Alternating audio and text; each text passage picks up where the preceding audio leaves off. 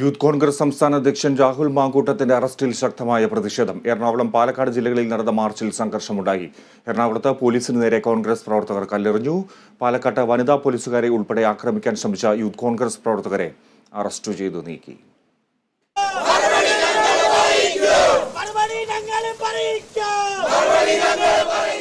Palakkad SP ഓഫീസിലേക്ക് നടന്ന മാർച്ചിൽ വലിയ സംഘർഷമുണ്ടായി. ബാരിക്കേഡ് മറിച്ചിടാനും ചാടിക്കടക്കാനും പ്രവർത്തകർ ശ്രമിച്ചത് പോലീസ് തടഞ്ഞതാണ് സംഘർഷത്തിന് തുടക്കമിട്ടത്.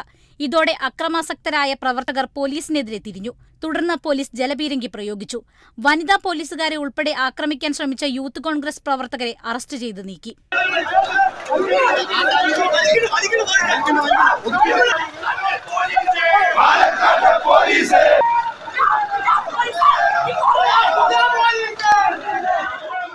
എറണാകുളത്തെ DCC ഓഫീസിൽ നിന്ന് കമ്മീഷണർ ഓഫീസിലേക്ക് നടന്ന മാർച്ച് MP ഹൈബി ഈഡൻ ഉദ്ഘാടനം ചെയ്തു.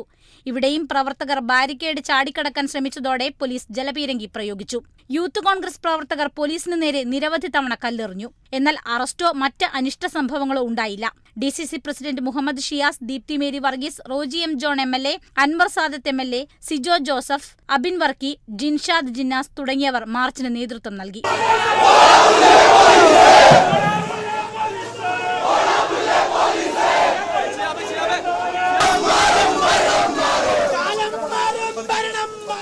രാഹുൽ മാങ്കൂട്ടത്തിന് ജാമ്യം ലഭിക്കുന്നതുവരെ പ്രതിഷേധം സംഘടിപ്പിക്കാനാണ് യൂത്ത് കോൺഗ്രസ് സംസ്ഥാന കമ്മിറ്റിയുടെ തീരുമാനം. Kerala vision news, Kochi.